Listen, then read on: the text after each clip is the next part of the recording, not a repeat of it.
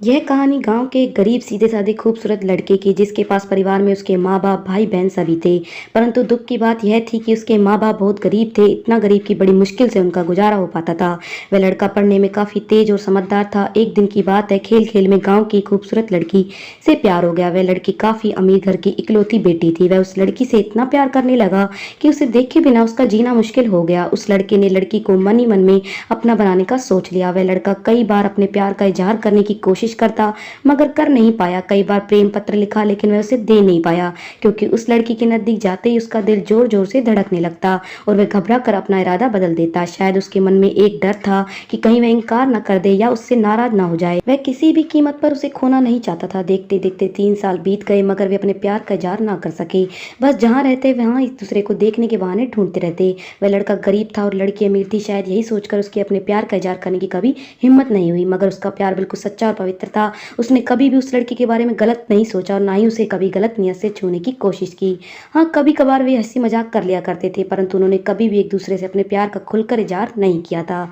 इधर धीरे-धीरे उस लड़के के घर की आर्थिक हालत बिगड़ने लगी। अपने माँ-बाप और छोटे भाई-बहनों का एकमात्र सहारा होने की वजह से उसके ऊपर घर की ज़िम्मेदारी आ गई थी और वह इस ज़िम्मेदारी को समझता भी था। अंततः पैसा कमाने के लिए शहर तो चला गया लेकिन वह 15 साल का लड़का दिन भर काम करता और रात भर उस लड़की की याद में रोता रहता। ऐसे ही करीब 3 महीने बीत गए। एक दिन उसका दिल ऐसा उड़ा कि वह काम छोड़कर शहर से अपने गांव भाग आया। गांव आकर वह देखता है क्या कि उस लड़की की शादी कल ही होने वाली थी। अब तो उस लड़के को ऐसा लगा कि उसकी सारी खुशियां, सारी दुनिया ही उजड़ गई।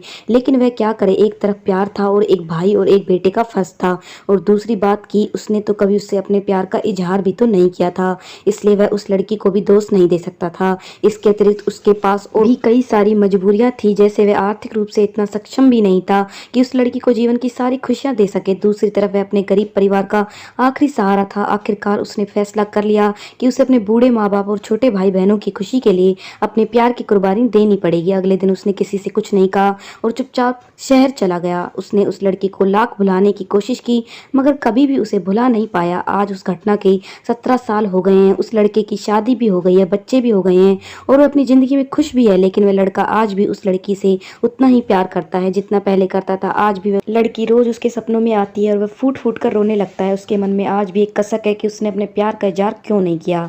आज भी वो उस लड़की को बताना चाहता है कि वह उससे कितना प्यार करता था। आज भी वह उस लड़की से सिर्फ एक बार पूछना चाहता है कि वह उससे प्यार करती थी या नहीं, मगर पारिवारिक मर्यादा और सामाजिक दायरे उसे इसकी इजाज़त नहीं देते। लेकिन वह उस लड़की से कल भी प्यार करता था, आज भी प्यार करता है और हमेशा प्यार करता रहेगा। इस कहानी की 3 महत्वपूर्ण सीख। पहली, अगर आप किसी लड़की से सच्चा प्यार करते हैं तो ज़्यादा इंतजार ना करें क्योंकि वक्त का कोई भरोसा नहीं है कि कब क्या हो जाए, वरना आपको भी जीवन भर एक कसक के साथ जीना पड़ेगा क्योंकि ना तो बीता हुआ समय वापस आ सकता है और ना ही ये ज़िंदगी दोबारा मिल सकती है। दूसरी बात, अगर आप किसी से सच्चा प्यार करते हैं तो पहले प्यार को साइड में रखकर अपने लक्ष्य पर ध्यान दें और अपने जीवन में कामयाब होकर दिखाएं, नहीं तो यह दुनिया आपका प्यार कभी पूरा नहीं होने देगी क्योंकि ये इस दुनिया का कड़वा सच है कि ये दुनिया जाति और धर्म नहीं बल्कि आपकी हैसियत देखती है। तीसरी बात, अगर आपको अपने प्यार और अपने परिवार में से किसी एक को चुनना पड़े तो बेशक अपने परिवार को ही चुनना, विशेषकर तब जब पूरा परिवार आप पर ही आश्रित हो, क्योंकि आप अपने माँ बाप के पहला प्यार हो। आपके माँ बाप आपकी खुशी के लिए हजारों कुर्बानियां देते हैं। इस सारी पृथ्वी पर आपके माँ बाप से ज़्यादा और कोई आपसे प्यार नहीं कर सकता, इसलिए अपने माँ बाप की खुशी के लिए अपने प्यार को कुर्बान कर देना ही आपके लिए बेहतर होगा।